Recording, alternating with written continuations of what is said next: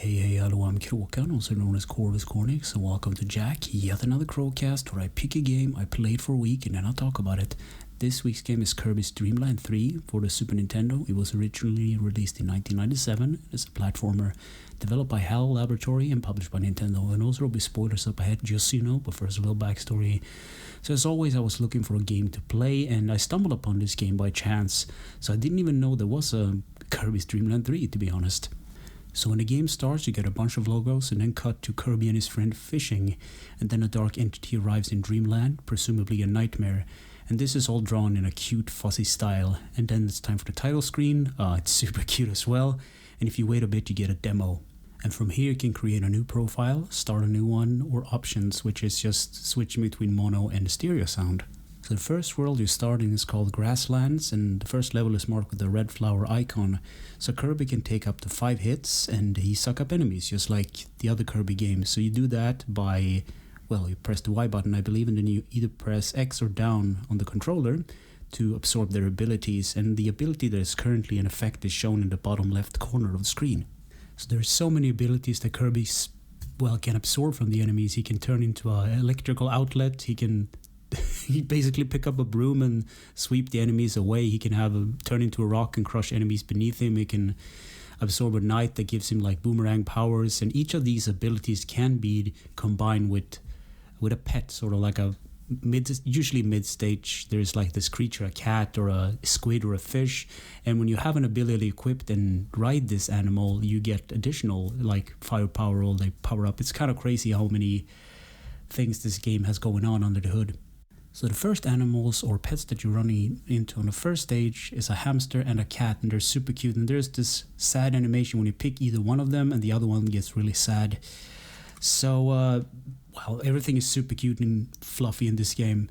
So you can destroy these blocks throughout the stages that has a star on them, and in some of these blocks there are like a miniature star, and if you get 6 of those you get an extra 1-up. So this game just throw power-ups at you and whatnot, so you will never get a game over, and it's really hard to actually game over in this game. In fact, it's a very easy game. So some of the power-ups are soda cans, tomatoes like the mark with an M that will restore full health, and you have other things you can pick up throughout the stages.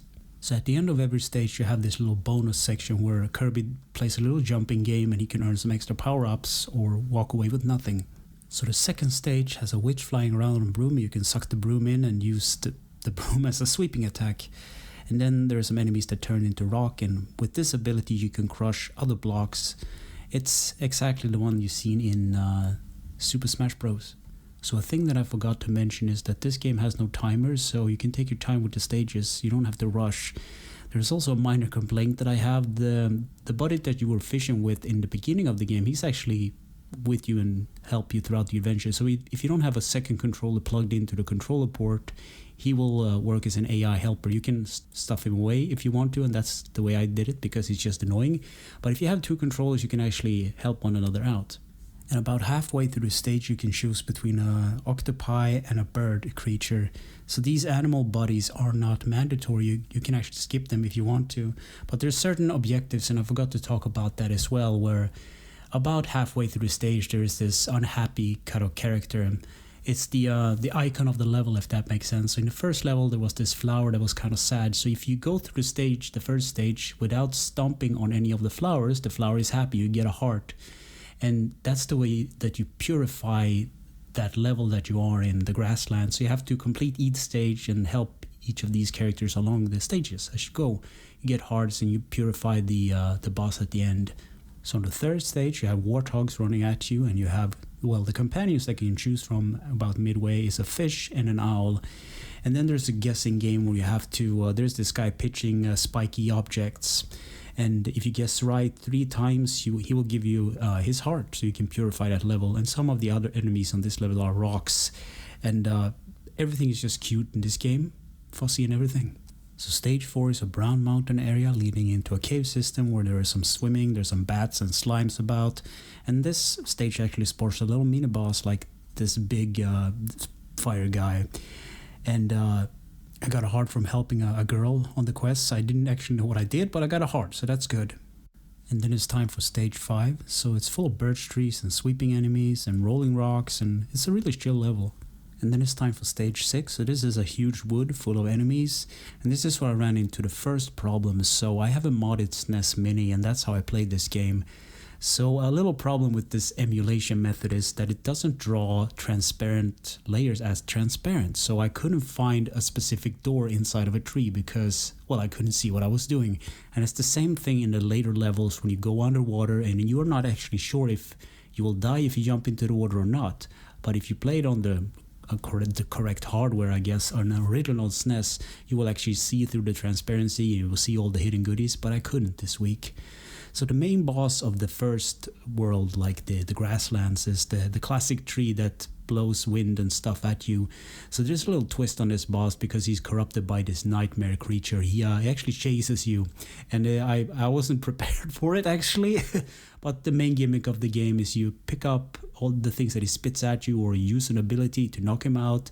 And if you collect all the hearts from the previous stages, you purify the level and you move on to the next stage. So this game was actually a lot of fun, and I could recommend it.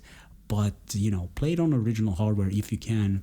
So gameplay: help Kirby stop the evil nightmare that's manifesting within Dreamlands, and save the day. Control: the D-pad moves Kirby around, and if you double tap on the D-pad you will run in that direction. There's also a slide ability like Mega Man. If you press the Y button you suck in an enemy, or you just suck, I guess. If you press the Y again you spit that enemy out, using it as a projectile. The B button is jump or flies. You can fly infinitely as far as I'm concerned, or as far as I know I should say. So the start button pauses, the select button drops the current ability that you have so you can suck up a new one, and that's pretty much it. Oh yeah, you can suck up enemies and then press the A button or down on the D-pad to absorb that ability. Graphics: so this game is very colorful. It has nice foregrounds and background layers, and it has this fuzzy style like it was drawn with crayons or something like that. A very vibrant color palette. Sound and music: Jun Ishikawa made the soundtrack for this game. It's very happy, fast-paced, just like any other Kirby game soundtrack, and it makes you happy. There's not a bad track in this game as far as I'm concerned. Easter egg seekers and glitches. So I totally forgot that I was supposed to look for these things. I had so fun playing the game, but there are probably some other cool Easter eggs in there if you just go and look. So in conclusion I wrote, yes, try it, it's fun. So the game looks good, sounds good, and it controls really well. The only nitpick I have is that it's too easy for my taste, but that's just one of the minor things. It's a very polished looking game, and I can definitely recommend it. Play it if you can, so yeah. Anyway, thanks for listening and watching, and take care.